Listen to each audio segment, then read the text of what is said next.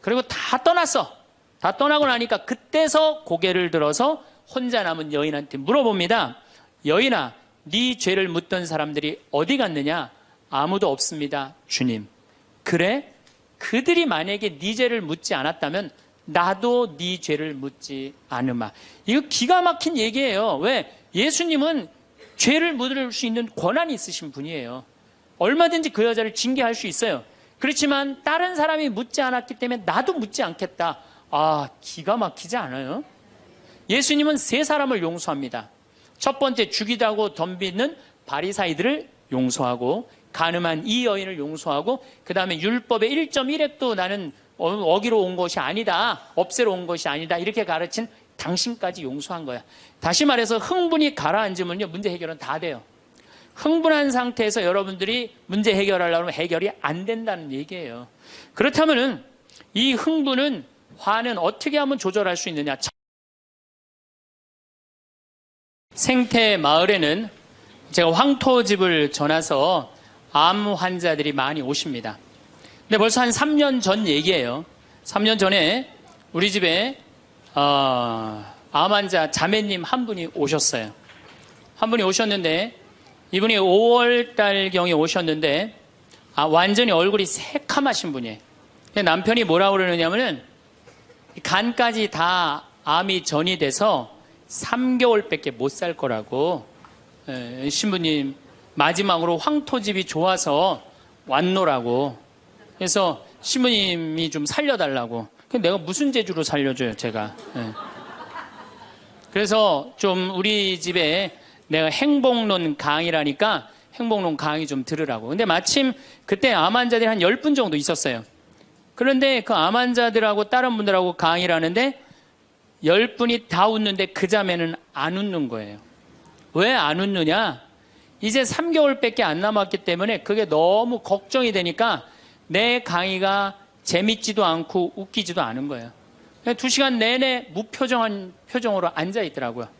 그래서 강의 끝나고 내가 자매님을 불러서, 자매님 나하고 얘기 좀 하자. 자매님 뭐가 이렇게 걱정이 많으냐? 자매님 지금 근심 걱정은 3개월에 죽는다는 거 걱정을 하는데 3개월에 죽을지 3년 후에 죽을지는 아무도 모른다. 그리고 사실은 오늘 저녁에 교통사고로 죽는 사람도 많고 물에 빠져 죽는 사람도 많다. 우리는 하루를 즐겁게 살면 된다. 내일 걱정은 내일이 알아서 한다. 여러분들 마태복음 6장에 그 얘기가 나오죠. 무엇을 먹을까? 무엇을 마실까? 무엇을 입을까? 걱정하지 말아라. 하늘에 나는 새도 하느님이 먹여준다. 솔로몬도 들에 핀 나리꽃처럼 영화롭게 입지 못했다. 너희들은 오늘 일은 오늘로 족하다. 내일 걱정은 내일이 알아서 할 것이다. 오늘 수고는 오늘로 족하다. 이렇게 말씀을 하셨다. 내일 거 걱정하지 말아라. 그리고 내가 막 자매님한테 혼을 냈어요. 근데 이 자매님이 이틀 동안 집에서 안 나오더라고. 나한테 혼나갖고. 나한테 위로받을 줄 알았더니 그 이틀이 지나고 나서 자매님이 그러더라고. 신부님, 생각을 해보니까 내가 남은 3개월 동안 이제까지 하느님의 50년 동안 베풀어 주신 은혜, 감사하기도 시간 모자라다는 생각이 든다는 거예요. 마음이 바뀐 거죠. 마음이 바뀌부터 이 자매가 웃기 시작하는 거예요. 막 웃기 시작하는 거예요. 강의를 듣고 웃고, 막 그 동료 환자들하고도 산책 다니면서 웃고. 사람이 웃으니까 참 보기 좋더라고요. 얼굴은 까맣게 됐지만은. 그리고 이제 6월 달에 항암을 하러 여기 암세타로 왔어요. 항암을 거의 5년 동안 암하고 투병을 했으니까 항암을 이제 한다고 10일 있다가 온다는 자매가 가자마자 6일 만에 돌아왔어요.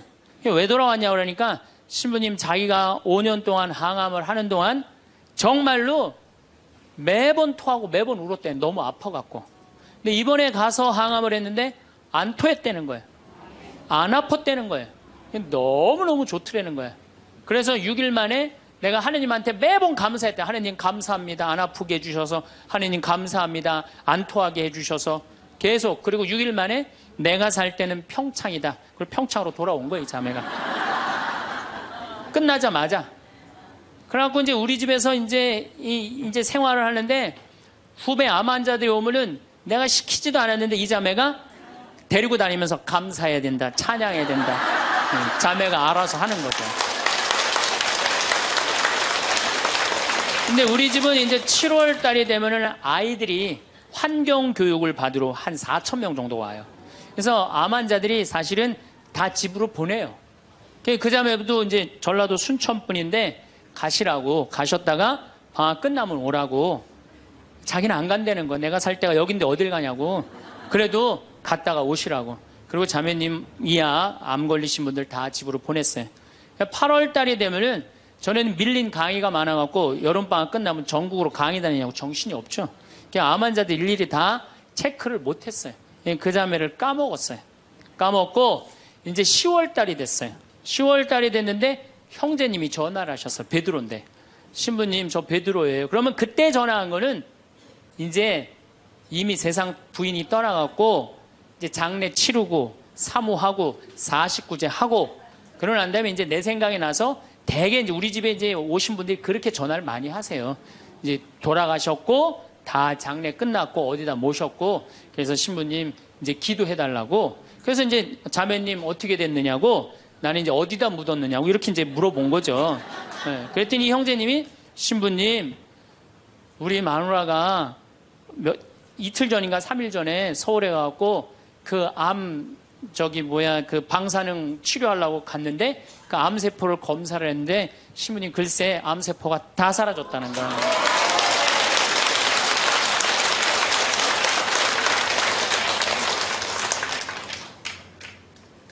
마음을 어떻게 먹느냐에 따라서 굉장히 많이 틀려요.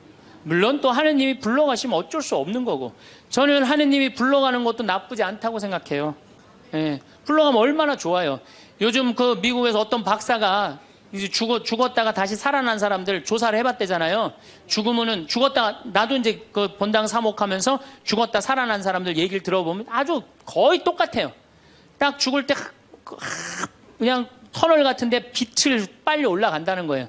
그래갖고 그냥 전생애가 다 보이고 그리고 정말로 빛이 있는 곳으로 나간다는 거예요. 내가 그 많은 분들 병자성사 해보면서도 정말로 편안하게 돌아가시는 분들을 보거든요. 그러니까 사실 살아도 좋고 죽어도 좋은 거예요. 뭐 이렇게 걱정할 게 많아 믿는 사람들이. 그렇지 않아요? 어쨌든 그래도 살아있는 게 낫지 아직까지는. 그렇잖아요. 그 여러분들 죽는 거 걱정하지 마세요. 절대 죽기 전까지는 안 죽어요. 죽기 전까지는 걱정하지 마세요.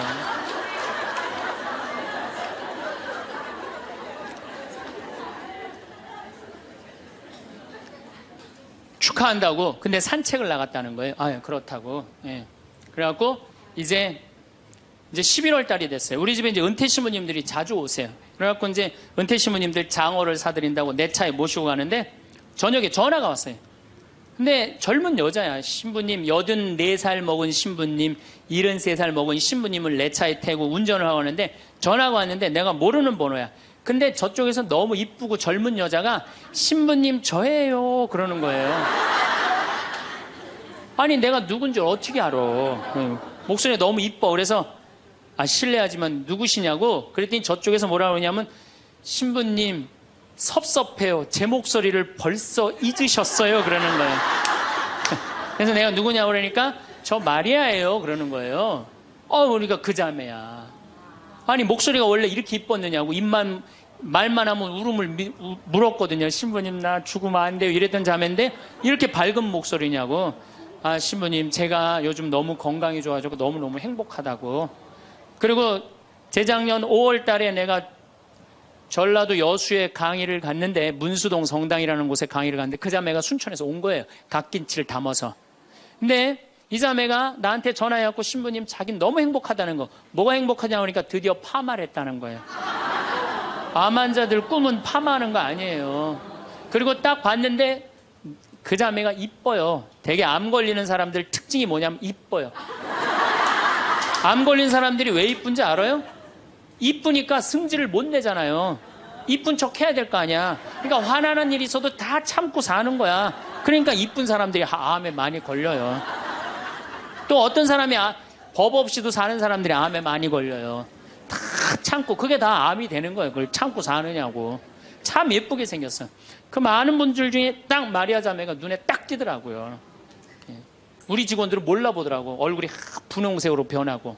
나를 끌어안으면서 자기 너무 행복하다는 거. 그러니까 이 자매는 딱 끌어안았는데 내가 성령으로 꽉 차 있는 거 느끼겠더라고요. 근데 3개월 만에 돌아가신다는 분이 지금 3년째 살고 있어요. 지금까지도. 그래서 여러분들 우리가 마음을 근심 걱정하지 말고 감사하다가 살다 보면은 우리한테는 늘 행복한 일이 벌어진다. 신부님 결혼 생활을 한번 해보세요. 얼마나 화가 나나. 여러분들 누구 때문에 제일 많이 화가 나요? 남편, 아내, 자식들 때문에 화가 나죠. 이 자식들하고 관계를 보면은 자식 그냥 아무 잘못도 없는데 자기 화나면 자식들한테 뭐라고 폭언을 쏟아붓느냐면은 다 필요 없어. 너도 필요 없어. 그러죠? 밥이 넘어가냐? 뭐 이런 말 막 하잖아요. 자식들한테. 근데 여러분들 자식들한테 화로 키우면 그 화가 자기한테 돌아옵니다. 제가 한 15년 전에 용산 전자랜드에 내 후배 신부가 전축을 산다고 그래서 전축사로 갔어요. 그때 2월 15일경이었어요. 졸업 시즌이었어요. 전축을 사러 갔는데 그날 아마 아들이 이제 졸업을 했나 봐, 중학교를. 그래갖고 컴퓨터를 사준다고 엄마하고 아들하고 나온 모양이에요. 근데 엄마는 100만 원을 들고 나오고 아들은 그 컴퓨터 앞에서 150만 원짜리 컴퓨터를 자꾸 사고 싶어 하더라고요. 그러니까 이제 아들하고 엄마하고 하니까 엄마가 슬슬 열받는 거지. 아들이 그냥 100만 원짜리 사면 좋은데 150만 원짜리 자꾸 산다고 우기니까 엄마가 너무 열받으니까 이 감정을 조절하지 못하고 아들 귀싸대기를 때렸어요. 그 많은 사람들이 있는데 쫙 소리가 났어요. 난 전축 사다가 무슨 소린가 했더니 때린 거 엄마가. 그래갖고 내가 그 모자가 하는 게 하도 신기해서 전축 사는 걸 관두고 구경하기 시작했어요. 어떻게 되나. 근데 엄마가 너무 화가 나니까 이성을 잃으니까 뭐라고 그러느냐면은 너 지금부터 나한테 엄마라고 그러지 말고 아줌마라고 불러. 내 말 그렇게 안 들을 거면 아줌마라고 불러. 나 지금부터 네 엄마 아니야. 얘가 그냥 귀싸대기를 맞고 얼마나 창피해. 그 많은 사람들이 봤는데 막 울더라고 얘가. 그런데 막 울더니 계단에서 막 울더니 얘가 착한 애예요. 막 한참 생각하더니 자기가 잘못했다고 생각을 했는지 엄마한테 가갖고 엄마 미안해 내가 100만 원짜리 살게. 분명히 그랬거든 아들은. 근데 엄마는 이미 이성을 잃은 상태야. 그러니까 엄마가 웬만한 엄마는 고맙다. 네가 그렇게 마음을 돌려줘서 그리고 내가 때린 거 미안하다. 이래야 되는데 이 엄마는 완전히 이게 정신이 나간 엄마라 뭐라고 그러냐면 이놈의 새끼 아줌마라고 부르는데 왜 자꾸 엄마라고 부르느냐고.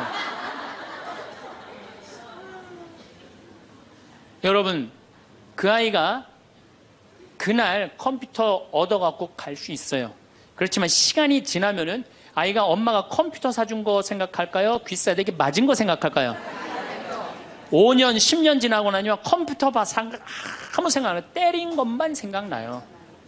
그런데 부모는 참 이상해요. 자식한테 때린 건 하나도 생각 안 하고 잘해준 것만 생각해요. 그러니까 자식은 부모한테 맞은 것만 생각하고 부모는 자식한테 잘해준 것만 생각해요. 나중에 만나면은 이게 영 딴 마음을 갖고 사는 거야.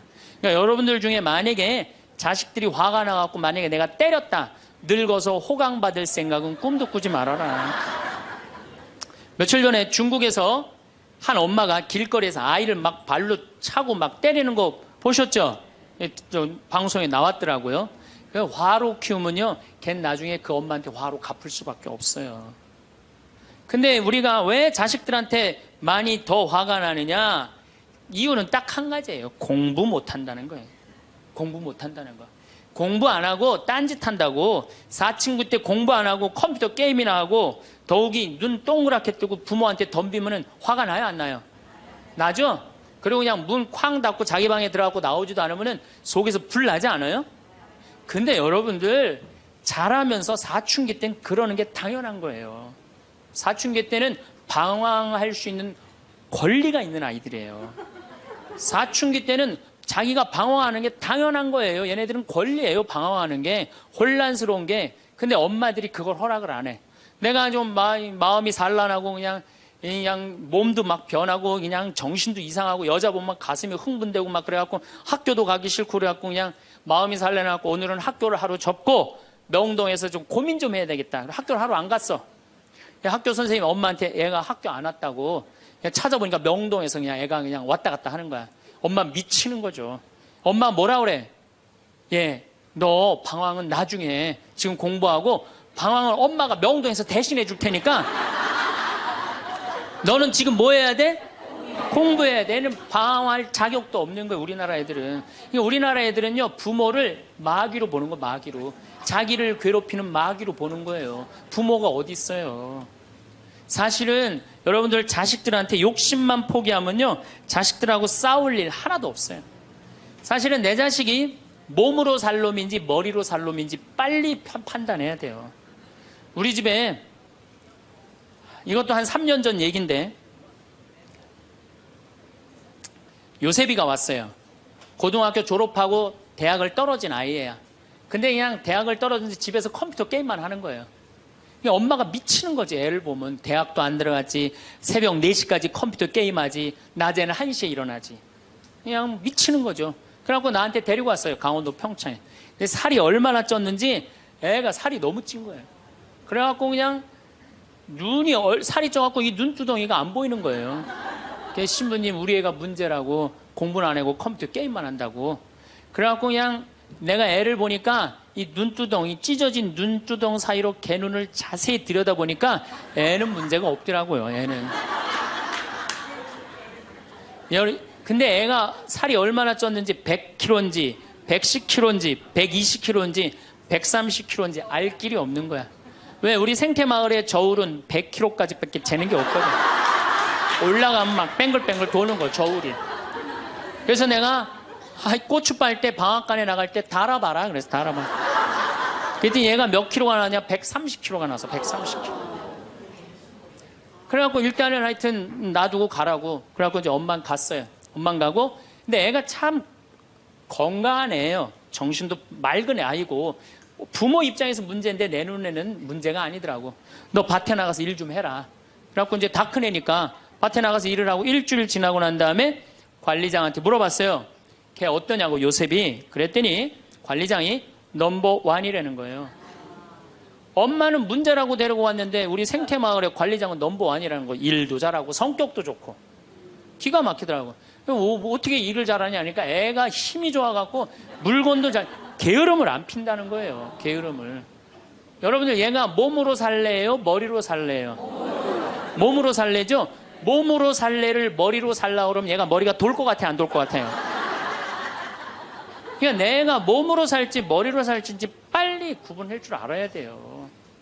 그래갖고 애가 너무 괜찮으니까 6월 달에 우리 생태마을에 앞에 강이 흐른단 말이에요.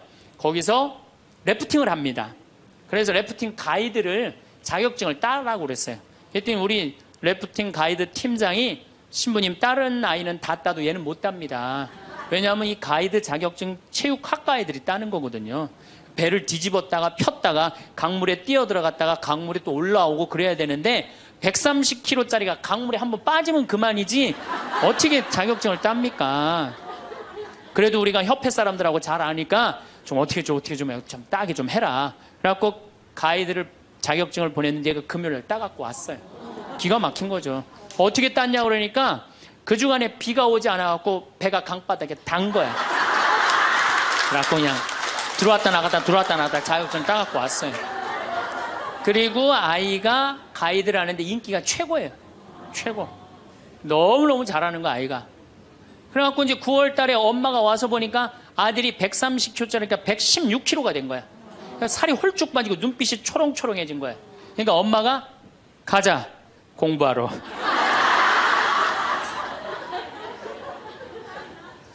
제가 보기에는 이 아이는 우리 집에 4년 동안 일하면은요, 돈 5천만 원, 6천만 원, 7천만 원 벌어요. 왜냐하면 우리 집에 일하면 돈 주거든요. 그럼 그 돈 모아갖고 사업을 해도 얘는 잘하는 애예요. 꼭 공부로 승부 걸 아이가 아니거든요. 그럼 신부님, 우리 애가 몸으로 살랜지 머리로 살랜지 기준이 어떻게 됩니까? 반에서 10등 안에 안 드는 놈들은요, 다 몸으로 살 놈들이에요. 여러분들 자식들 중에 반에서 10등 안에 안 드는 애들은 다 몸으로 살 애들이야. 독일은 초등학교 졸업하면서 중학교 올라가면서 갈릅니다. 대학 들어가래? 아니면 기술 배우래? 그래갖고 갈러도 학교 선생님이 갈라놔도 우리 애가 왜 이 머리가 나쁘냐 이렇게 따지는 부모 하나도 없대요. 그러니까 그 독일 사람들은 그게 내 아이가 몸으로 살고 손으로 기술로 하는 걸 좋아한대요. 그리고 그렇게 아이가 살도록 도와준대요. 근데 우리는 만약에 그렇게 했다. 내가 교장 선생님들, 교감 선생님들한테 강의 한번 간 적이 있어요. 연수원에 가서. 그랬더니 교감 선생님들이 만약에 우리가 그런 결정을 하면 지금 학부형들한테 맞아 죽는다는 거예요. 그러니까 우리나라 부모님들이 욕심이 너무 많은 거예요. 자식들한테. 그러니까 자식들이 희생당하는 거죠. 자식들이 희생당하는 거예요. 그러니까 독일은 대학을 졸업하는 비율이 아이들의 한 25% 정도밖에 안 된대요. 대학을 졸업하는 아이들이. 들어가는 애들도 많지 않고, 미국은 뉴욕 잘 사는 데가 대학 졸업하는 비율이 60%예요. 60%. 그런데 우리나라는 대학에 지금 입학하는 게 몇 프로냐면 92%예요. 아무나 다 대학 가는 거예요. 아무나 다. 그러니까 독일은 몸으로 살 애들이 75%야. 그렇죠? 그 다음 미국은 몸으로 살 애들이 40에서 50% 정도 돼요. 우리나라는 92%가 미국은 또 미국이나 캐나다는 60%가 대학에 들어가도 졸업하는 건 그중에 반밖에 못해요. 다 졸업 못해요. 그래서 그쪽에 가보니까 입학은 물어봐도 졸업은 물어보는 게 아니래요. 졸업하는 게 그렇게 어렵다는 거예요. 근데 우리는 92%가 들어가면 91% 거의 다 졸업을 하는 거야. 우리는 몸으로 살 애들이 8%밖에 안 돼. 머리로 살 애들이 92%고. 공장에, 농장에 일할 사람들이 있어요? 없어요.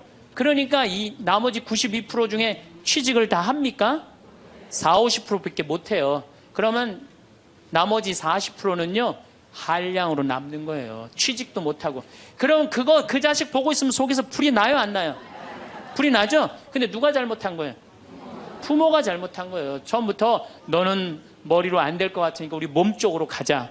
그래갖고 농사를 가르치든지 기술을 가르치면은 걔 벌써 취직해갖고 일했을 거예요.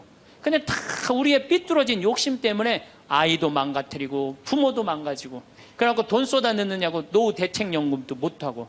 그러니까 그냥 전 국민이 그냥 화 속에서 사는 거예요. 그러니까 저는 정말로 우리나라 이 교육제도가 화의 근원이라고 생각해요. 그렇다면은 자식 때문에 화나죠. 그런데 이 부부라도 서로 사이가 좋으면은 좋은데, 엄마들이 자식한테 미쳐갖고 남편한테 신경 써요, 안 써요? 안 쓰죠? 남편이 외로운지 힘든지도 몰라요. 근데 자식들은 부부가 막 사랑스럽고 이렇게 다정하게 지내는 부모를 본 자식들은요, 안정스럽게 자란대요. 근데 부부가 맨날 싸우고 막 이러는 자식들은요, 굉장히 불안정하게 자란다는 거예요. 그래서 저는 정말로 감사한 게, 저는 고등학교 졸업할 때까지 부부는 안 싸우는 건 줄 알았어요. 부부는 한 번도 부부 싸움을 본 적이 없어요, 저는. 근데 내 고등학교 때 친구가 아이 뭐 술 먹자고 고등학교 때 왜 그러냐 그러니까 아버지가 엄마를 때려갖고 눈탱이가 밤탱이가 됐다는 거예요. 자기 너무너무 괴롭다는 거예요. 그래서 저는 그때 충격받았어요. 어떻게 부부가 싸우느냐, 그런 충격을 받았어요, 저는. 왜냐하면 나는 우리 어머니 아버지 싸우는 걸 한 번도 못 봤거든요.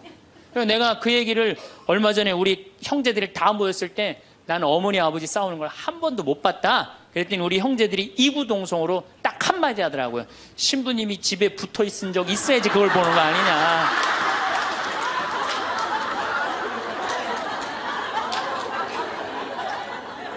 어쨌거나 저는 본 적이 없어요, 저는.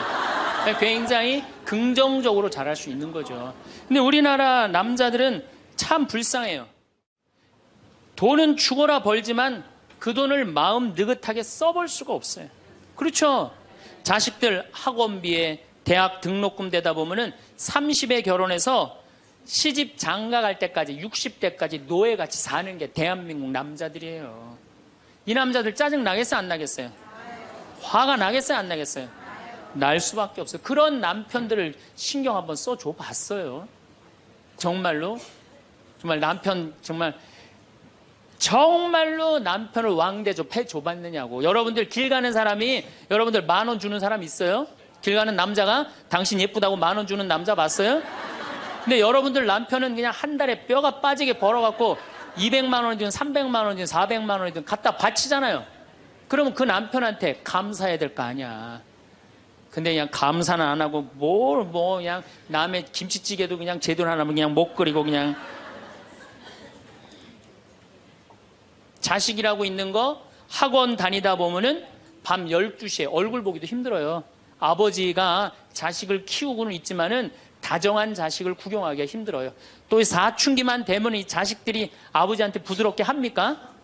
반항하고 틱틱거리고 그러면은요, 우리나라 남자들은 갈 데가 없는 거예요. 그래서 40대 남자들이 자살률이 세계에서 1위인데 우리나라 여자보다 몇 배가 많이 죽느냐면 3배가 많이 죽어요. 우리나라 40대들은 갈 데가 없는 거예요. 갈 데가. 외로운 거죠.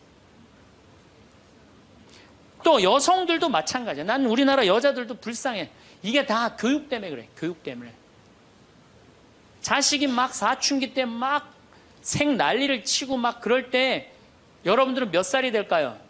45, 50 왔다 갔다 하죠? 그럼 여러분들은 자식은 사춘기지만 여러분들은 뭐예요? 갱년기야. 그러니까 갱년기가 되면 사실은 굉장히 케어가 필요한 거예요. 여러분들 굉장히 돌봄이 필요한 나이예요. 막 피부 처져요, 안 처져요? 눈두덩 처져요, 안 처져요? 눈가 처져요, 안 처져요? 볼 처져요, 안 처져요? 이빨 처져요, 안 처져요? 그러니까 그렇게 처지는 거 거울에 이렇게 보고 앉아 있으면 어떤 얼굴이 되냐면 이런 얼굴이 돼요.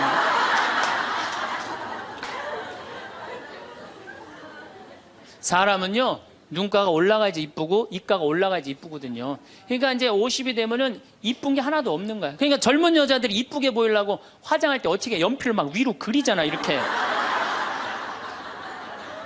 근데 50이 되면 연필로 그래도 결국은 어떻게 돼요? 끝이 떨어지잖아요.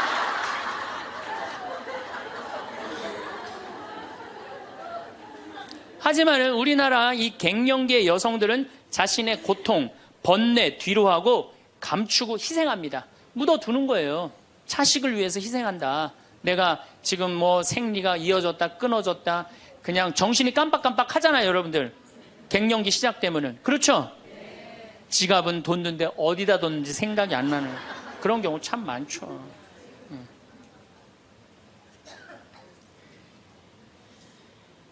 그러니까 자기만 희생한다고 생각을 하니까 화가 나는 거예요. 화가 나는 거. 더욱이 50이 되면은 뭐에 걸리느냐? 빈둥지 증후군에 걸려요. 자식 공부하러 나가고, 그렇죠? 남편 돈 벌러 나가고, 자기는 50 되면은 아무도 옆에 없는 것 같은 외로움 속에 자기가 이제 빠지는 거죠. 그러면 이제 자식 보면 막 화가 나는 거예요. 남편 봐도 화가 나고, 몸에는 막 테스토스테론이 나와가고 힘은 흘러 넘치고, 그러니까 막 소리 지르는 거예요. 그러니까 50 넘은 여자 중에 여자 같은 여자는 없고 전부 다 깡패 같은 여자들만 있는 거예요. 50 넘은. 그래서 나는 이 부부들 보면은 참 재미난 게 성당에서 내가 보면 얼굴도 예쁘고 정말로 상냥해요. 이 음식 반찬도 맛있게 하고, 그럼 남편하고 술 한잔 하면서 형제님 행복하다고, 저렇게 이쁘고 상냥하고 괜찮은 여자랑 살아서 정말로 부럽다고. 그러면은 형제님들 대부분이 뭐라고 그러냐면, 신부님 부러우세요? 너무 부럽다고. 그러면은 형제님들이 뭐라고 그러냐면 데리고 가세요.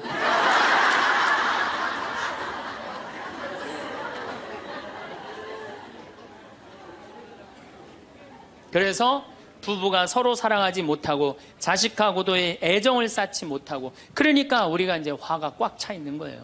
그러니까 이 화가 꽉 차 있으니까 정말로 상상하지 못하는 일들이 벌어지는 거. 우리 사회 안에서 막 서로 죽이고 뭐 내다 버리고 뭐 이런 일들이 벌어지는 거죠. 그러면은 화가 나면은 어떻게 이 화를 컨트롤을 해야 되느냐, 화를 다루어야 되느냐, 지금부터 그 얘기를 말씀드리겠습니다. 여러분들, 화가 나면 예수님만 보면 돼요. 우리가 인생이 답답할 때 누구만 보면 돼요? 예수님만 보면 됩니다. 요한복음 8장에 간음한 여자 얘기가 나옵니다. 자, 요한복음 8장에 간음한 여자 얘기가 나와요. 당시 2000년 전에 여자가 간음을 했다. 이건 당시 중동 지역에서는 어떻게 했느냐면 돌로 쳐서 그 여자가 돌에 맞아갖고 쓰러져갖고 돌 무더기를 만들어서 죽여요. 이번에도 중동에서 그런 일이 있었죠? 사진을 보니까 진짜 돌 무덤을 만들어 버려요. 돌 무덤을 만들어 버리더라고요. 근데 이 여자가 간음을 하다가 이번에 이 중동에서 그런 분은 남자하고 팔짱 끼고 나갔는지 그냥 외출했다고 그거 이유 하나로 그 처벌을 당했어요. 근데 이 여자는 현장에서 붙잡혔어. 중동에서 이 여자들은요 다 싸고 다녀요. 싸고 다녀요. 그만큼 여자를 사람 취급을 안 해요. 그런데 이 여자가 간음을 했어. 그러니까 남자들이 막 화가 날 것 같아, 안 날 것 같아요? 너무너무 화가 나는 거지. 이 여자는 여러분들 예뻤겠어요, 안 예뻤겠어요?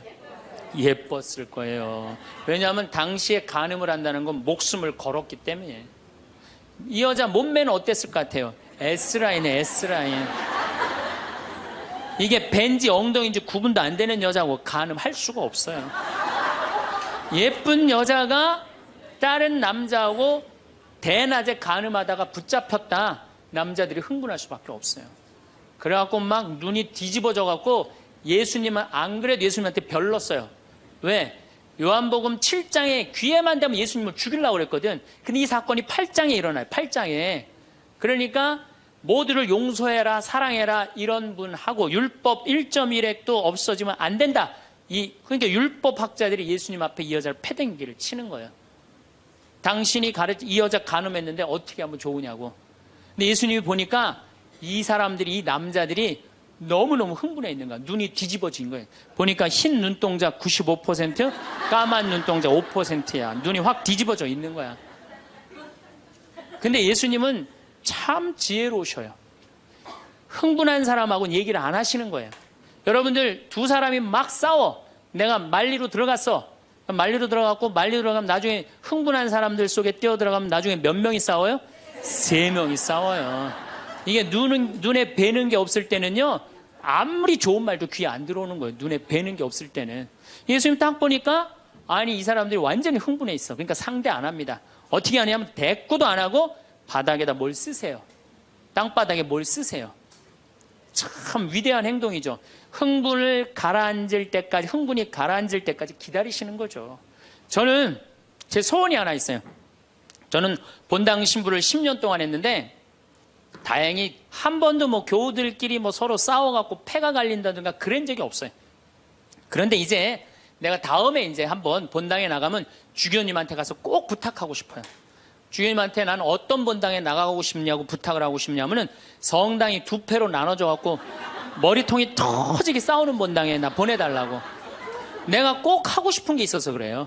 뭘 하고 싶으냐면은 내가 이제 머리통이 터지게 싸우는 본당에 발령받아 갔단 말이야. 딱 발령받아 가면은 양쪽 회장들이 딱 올 거 아니에요. 신부님, 저치들이 우리 성당 돈 다 빼먹었다고. 또 이쪽 회장들은 저치들이 우리 성당 분위기 다 깬다고 CCBB를 가려달라고 흥분이 돼갖고 오면은 나는 아무 말도 안 하고 사제관 방바닥에 뭘 써보고 싶어요. 나 그거 꼭 해보고 싶어요. 여러분들도 만약에 남편이 나하고 얘기 좀 하자고 남편이 흥분돼갖고 너 왜 우리 어머니한테 그렇게 못되게 대하느냐 그래갖고 싸우자고 문을 열고 딱 들어와갖고 딱 봤는데 남편이 흥분을 했어. 눈동자를 보니까 흰 눈동자 95%, 까만 눈동자 5%야. 그러면은 부인이 그래 나도 할 얘기가 많다 해보자. 그러면은요 어떻게 될 것 같아요? 싸우고 귀싸대게 맞게 돼 있어요. 왜? 말로 싸우면요 남자는 여자를 못 이겨요. 남자는. 왜냐하면 여자는 하루에 25,000마디를 하고 남자는 하루에 15,000마디밖에 못 하거든요. 그러니까 말로는 여자를 이길 수가 없어요. 나는 우리 신부들 중에 수녀님하고 싸운 신부들 중에 수녀님하고 싸워서 수녀님을 이긴 신부를 본 적이 없어요.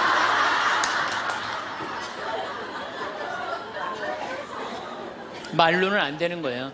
그러니까 여러분들 남편이 흥분해갖고 딱 나하고 얘기하자 그러면 여러분들은 아무 대꾸하지 말고 방바닥에 뭘 쓰세요.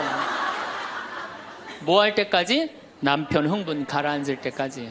예수님은 땅바닥에 쓰시는 거예요. 사실은 그거는 다른 뭐 아주 신학교 있을 때 뭐 많이 배웠죠. 뭘 써셨을까? 예수님이 과연 뭐 별 얘기를 들었는데 다른 의미는 아니고 흥분이 가라앉을 때까지 기다리신 거예요. 그래갖고 이제 이 사람들이 이제 흥분은 가라앉고 사건만 남은 거야. 사건.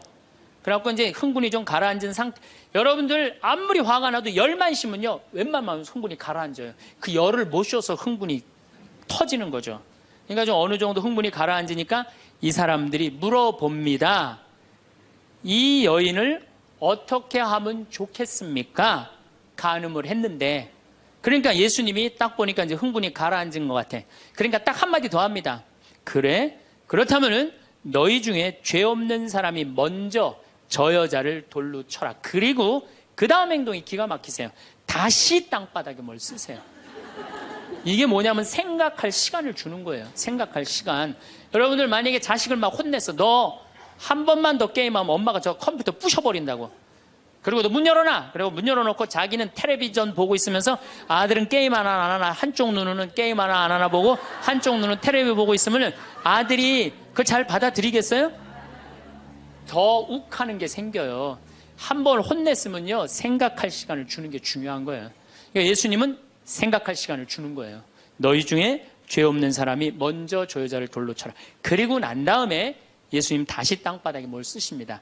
그런데 언제까지 기다려주시느냐 하면 다 떠날 때까지 기다리는 거예요. 중간에 고개 안 돌리시고. 그리고 다 떠났어. 다 떠나고 나니까 그때서 고개를 들어서 혼자 남은 여인한테 물어봅니다. 여인아, 네 죄를 묻던 사람들이 어디 갔느냐? 아무도 없습니다, 주님. 그래? 그들이 만약에 네 죄를 묻지 않았다면 나도 네 죄를 묻지 않으마. 이거 기가 막힌 얘기예요. 왜? 예수님은 죄를 묻을 수 있는 권한이 있으신 분이에요. 얼마든지 그 여자를 징계할 수 있어요. 그렇지만 다른 사람이 묻지 않았기 때문에 나도 묻지 않겠다. 아, 기가 막히지 않아요? 예수님은 세 사람을 용서합니다. 첫 번째, 죽이다고 덤비는 바리사이들을 용서하고, 간음한 이 여인을 용서하고, 그 다음에 율법의 1.1획도 나는 어기로 온 것이 아니다, 없애러 온 것이 아니다, 이렇게 가르친 당신까지 용서한 거야. 다시 말해서 흥분이 가라앉으면요, 문제 해결은 다 돼요. 흥분한 상태에서 여러분들이 문제 해결하려고 하면 해결이 안 된다는 얘기예요. 그렇다면은 이 흥분은, 화는 어떻게 하면 조절할 수 있느냐? 첫 번째, 숨을 잘 쉬어라. 이거는 모든 화를 조절하는 책을 읽어보면요, 첫 번째로 나오는 게 숨을 잘 쉬어라예요. 화가 나면은 숨이 가빠져요, 안 가빠져요? 가빠지죠? 씩씩거린다 그러죠? 이게 숨을 어떻게 주체하지 못해서 그러는 거예요. 근데 여러분들, 숨은 창세기에 보면은 하느님이 인간을 창조하시고 뭘 불어넣었다 그래요? 숨을. 그러니까 우리가 숨을 쉰다는 건 생명을 쉬는 거예요. 생명을. 그러니까 숨을 잘못 쉬면 생명을 잘못 다루는 거하고 똑같은 거예요. 근데 숨은 어떻게 내 몸으로 들어와서 코로 들어와서 심장으로 해서 이 위로 해서 그 다음에 단전, 배꼽 아래로 해서 간으로 해서 폐로 이렇게 돌아서 나가는 게 숨이에요. 그래갖고 온전히 산소 공급이 온 장기 안에 다 돼야 돼. 근데 화가 나면 여러분들 숨을 어디다 걸어놓고 쉬어요? 목에다, 목조에서 딱 걸어놓고 싸우잖아요. 남편하고 싸울 때. 예, 내가 시집와서 당신한테 해준 게 뭐가 있어? 외식을 해줘서, 설거지를 해줬어, 그렇다고 여행을 시켜줘서, 밍크 코트를 사줘서, 다이아를 사줬어. 그럼 얼굴이 빨개져, 안 빨개져요? 왜 빨개지느냐면 이게 내려갔다 와야 되는데 여기만 딱 차 있으니까 점점 풍선처럼 부풀러 오르는 거예요. 그렇게 1시간을 소리 지르고 싸우면은 1시간 동안 여기 산소 통합니까, 안 통합니까? 안 통하면 여기가 무슨 병이 드느냐면 화병이 드는 거. 그래서 드는 병이 화병이에요. 그러니까 싸울 때 어떻게 싸워야 되냐면 숨을 쉬고 싸워야 되는 거예요. 싸울 때 어떻게 싸워야 되냐면, 당신이 말이야, 시집 와갖고 나한테 해준 게 뭐가 있어? 설거지를 해줬어, 그렇다고 외식을 시켜줬어.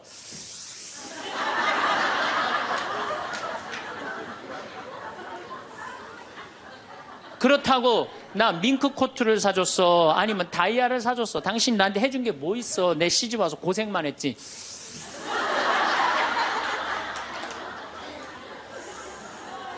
그렇다고 내가 하느님 그렇게 열심히 믿었는데 예수님 태어난 나자렛을 보내줬어, 갈릴레아를 보내줬어. 나 이 집에서 종처럼 일만 했는데 당신 뭐가 있다고 나한테 소리를 지르고 그래? 이렇게 숨을 쉬고 싸우면은요, 절대 남편한테 귀싸대기 안 맞아요. 남편이요, 차분히 얘기하게 돼 있어요. 근데 막 흥분을 끌어올리면서 얘기하면 사람 감정이 격해져갖고 이성이 사라지는 거예요. 그래서 우리가, 내가 너무너무 화가 나면은 심호흡을 10번만 하면은 굉장히 문제가 해결된다는 거예요. 그래서 여러분들, 화가 나면은 어떻게 해라? 숨을 잘 쉬어라. 두 번째, 화가 나면 어떻게 해라? 걸어라. 걷는 게 아주 중요합니다. 여러분들 화가 날 때 묵주를 들고 나와서 동네 한 바퀴만 돌면은요, 알아서 마음이 정리가 돼요. 해결책도 알아서 나와요. 2시간, 3시간만 걸으면은요, 완전히 차분해져서 들어가요. 그러니까 화가 나면 그 자리에서 떠나야 되는 거, 무조건. 떠나는데 가만히 있으면 더 이게 일어나거든요. 그래서 이 꼼포스텔라라고 스페인의 야고보 성인 무덤 가는 800km, 그게 세계적으로 그렇게 인기가 좋은 게 왜 인기가 좋으냐 하면은 그 걸으면서 사람이 치유가 다 되고 마음 정리가 다 되기 때문에 그러는 거예요. 그러니까 걷는 거는 건강에도 좋지만은 마음을 정리해 주는 게 걷는 거예요. 그래서 여러분들 정말로 화가 나면 어떻게? 걸으세요. 그리고 정말로 큰 숙제가 있다, 내 인생에 큰 숙제가 있다 그러면은 도보 성지순례를 하세요. 도보 성지순례를. 저는 우리 교우들이랑 이 세남터에서부터 미리네까지 전체 교우가 밤 8시면 모여갖고 새벽 3시, 4시까지 저 미리네까지 걸었어요. 그 목요일, 금요일, 토요일, 일요일 4일을 걸었는데 그 한 400~500명 되는 교우들이 나한테 체험, 은혜 받은 얘기를 하는데 이건 보통 은혜 받은 게 아니에요. 허리 아프던 사람은 허리 다 낫고, 위장 아프던 사람은 위장 다 낫고, 마음 복잡한 사람 마음 정리되고, 사업이 막 안 돼갖고 괴로워하던 사람은 빛을 보고, 걷는 게 그렇게 우리 인생에 중요한 거예요. 그래서 내가 정말 문제가 있다, 세남터서부터 걸으세요. 세남터 우리 김대건 신부님 시신 모시고 미리네까지 원선시호 할아버지가 그땐 청년이었지만 갔잖아요. 그 생각하고 걸으면은요, 여러분들 은혜 많이 받으실 거예요. 그러니까 화가 나면 어떻게 해라? 숨을 잘 쉬고 그 다음에 어떻게 해라? 걸어라. 그 다음에 화가 나면 화를 조절하는 방법 중에 세 번째는 잘 먹어라. 이게 먹는 게 화를 먹는 경우가 너무 많아요. 인스턴트 음식, 그렇죠? 이거 잘못 먹으면요 다 화가 들어있는 거예요. 그리고 고기 너무 많이 먹으면요 화냅니다. 여러분들 사슴 싸나워요, 안 싸나워요? 안 싸납죠? 사자 싸나워요, 안 싸나워요? 싸납죠? 사자 뭐 먹어요? 고기 먹죠? 사슴 뭐 먹어요? 풀 먹죠? 내 아들이 나한테 덤비는데 막 리모컨 던지고 막 자기 막 방문 부시고 그러면은요, 애가 성격이 나빠서 그런 게 아니에요. 아, 내가 고기를 너무 많이 먹여서 그렇구나. 그래갖고 걔를 뭘 먹이냐면 6개월 동안 풀만 먹여보세요. 6개월만 지나면 완전히 온순해집니다. 그리고 여러분들 우리가 먹는 게 화가 너무 많아요. 아주 비근한 예를 하나 드릴게요. 달걀을 예를 드릴게요. 달걀을 여러분들, 닭들 어떻게 달걀을 놔요? 우리 지금 여러분들 보통 드시는 닭들 다 가둬놓고 하죠? 재웁니까? 안 재웁니까? 안 재우죠? 재우지도 않죠. 공간이 조그맣죠. 스트레스 받으니까 옆에 닭 막 좁니다. 부리로. 그러니까 어떻게 하냐면 부리를 잘라요. 못 쪼개. 그런 닭들이 놓는 달걀은 화가 들어있을까요? 안 들어있을까요? 화가 들어있는 거예요. 그런 음식들이, 자연적이지 않은 음식들이, 반자연적인 음식들을 우리가 먹는 게 문제예요. 우리 닭들은 내가 300마리 키우는데 막 날아다니면서 놓는 알들은 벌써 향이 좋아요. 딱 깨서 먹으면 아주 고소하고. 그런데 일반 그 시중에서 이렇게 사는 닭들은 막 약간 좀 비리고 이런 냄새, 그 스트레스 받는 거예요. 그럴 만큼 먹는 게 중요한 거예요. 그래서 자연식이라는 게 우리한테 그래서 중요한 거예요. 그래서 이 화도 커피 많이 먹으면 막 심장 두근두근 거려요, 안 거려요? 그런 상태에서 화나는 일이 있으면 폭발합니다. 그러니까 먹는 게 아주 중요하다. 네 번째, 우리가 화를 잘 다스리려면은 이게 음양의 조화, 인생을 좀 즐길 줄 알아야 돼. 인생을. 하느님이 6일 일하고 7일째 쉬셨어요, 안 쉬셨어요? 쉬셨죠? 그럼 여러분들도 일하고 쉬어야 돼, 안 쉬어야 돼요? 쉬어야 돼요. 근데 우리는 잘 안 쉬어. 하느님이 태양도 동그랗고 달도 동그랗고 산도 동그랗고 사람 머리도 동그랗고 이렇게 동그랗게 만들어 놓으신 이유는 동그랗게 살라고 그런 거예요. 그런데 우리 평창에 내가 생태마을에서는 운전하고 읍내에 나가면은 한 번도 빵빵거리는 소리를 못 들어요. 근데 서울만 딱 오면은 여긴 다 네모나고 삐죽해. 그러니까 네모나고 삐죽한 거 보는 사람들 딱 1초만 늦게 출발해도 빵빵거리고 난리도 아니에요. 그러니까 여러분들 음양의 조화를 잘 이루어야 돼요. 남녀 뭐 쉬는 거 이런 게 굉장히 중요한 거거든요. 그래서 좀 어디 가서, 그러니까 우리 생태마을 같은데 1년에 일주일씩 와서 조용히 기도하고 쉬고 가면은 영혼이 편안한 거죠. 그러니까 여러분들 지금 나이 60 드신 분들 60년 일했으면 나머지 인생은 즐거워야 돼, 안 즐거워야 돼? 즐거워야 돼. 그러니까 그런 음양의 조화를 잘 해야 된다. 다섯 번째, 제일 중요한 거, 화가 안 나는 최고 좋은 길은 뭐냐면 자기 자신한테 잘해주면 돼요. 내가 행복하면 절대 화 안 납니다. 얼마 전에 우리 집에 대장암으로 온몸에 퍼져서 돌아가신 분이 계세요. 자매님이 나보다 1살 많은데 죽기 일주일 전에 나를 딱 끌어안고 울면서 이런 말을 했어요. 신부님, 나는 내가 이제 곧 죽을 것 같은데 나는 남편한테도 안 미안하대요. 왜 안 미안하냐면 남편 평생 집 돌본 적이 없대요. 그래서 하나도 안 미안하대요. 그리고 자식한테도 안 미안하대요. 왜? 대학까지 자기가 이 빌딩 청소해갖고 대학까지 졸업시켰대요. 그런데 누구한테 미안하냐면 자기한테 미안하대. 자기는 이 47년을 살면서 한 번도 고생만 했지 자기 맛있는 고기를 사준 적도 없고 자기한테 예쁜 옷을 해입힌 적도 없고 좋은데 구경시켜준 적도 없다는 거야. 그런데 지금까지 고생만 하다가 떨컥 병에 걸려서 죽는다는 거예요. 그래서 자기한테 너무너무 미안하다는 거예요. 근데 이제 죽는다는 거예요. 자기한테 한 번도 잘해준 적이 없는데 너무 자기한테 미안하다는 거예요. 여러분들한테 잘해줘야 될 것 같아요? 안 잘해줘야 될 것 같아요? 괜히 그냥 참고 인내하면서 승질은 승질대로 부리고 그러실 필요 하나도 없어요. 이제 여러분들한테 맛있는 거 있으면 사주세요. 그렇죠? 예쁜 옷 있으면 사 입히고 여러분한테 좋은 데 있으면 구경도 좀 시켜주고 저한테 잘해줍니다.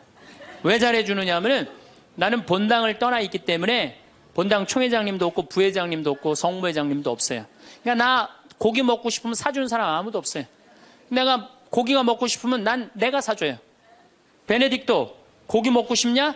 가자. 내가 오늘 사줄게. 난 내가 데려와서 내가 사줘 나한테.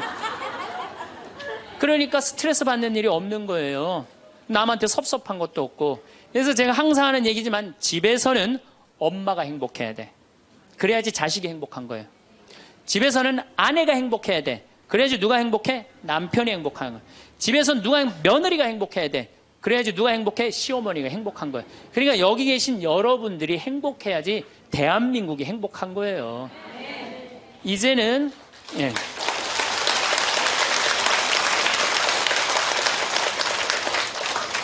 자기한테 잘해주는 걸 비신앙적이라고 생각하지 마십시오.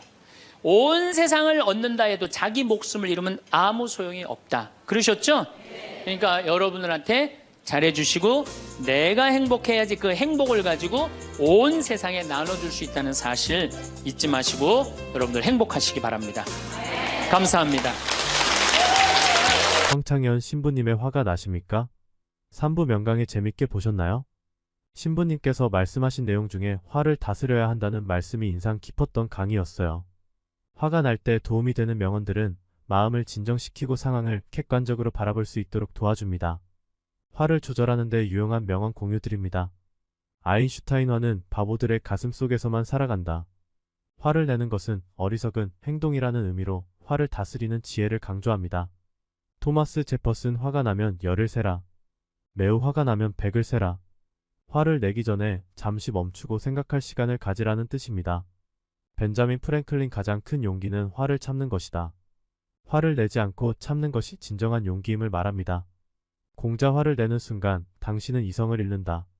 화를 내는 순간 판단력이 흐려질 수 있다는 경고입니다.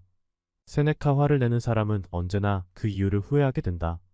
화를 낸 후에는 후회하게 될 것이라는 점을 상기시킵니다. 마르쿠스 아우렐리우스 침착함은 참을 수 없는 화를 이겨낸다. 차분함이 화를 다스리는 힘이 된다는 의미입니다. 성경 잠언 1632화를 다스리는 사람은 성을 빼앗는 사람보다 강하다. 화를 잘 다스리는 것이 큰 성과를 이루는 것보다 더 큰 힘이라는 뜻입니다. 탈무드화는 미움을 부르고 인내는 사랑을 부른다. 화는 부정적인 감정을, 인내는 긍정적인 감정을 불러온다는 의미입니다. 달라이 라마 화를 내기보다는 이해하려고 노력하라. 화를 내기보다는 상대방의 입장을 이해하려고 노력하라는 조언입니다. 아리스토텔레스 화를 조절하는 것은 우리의 선택이다. 화를 조절하는 것은 우리의 의지에 달려있다는 의미입니다. 이 명언들은 화를 다스리는 데 있어 지침이 될 수 있으며 감정을 통제하는 데 도움을 줄 수 있습니다. 건강과 평안이 함께. 감사합니다.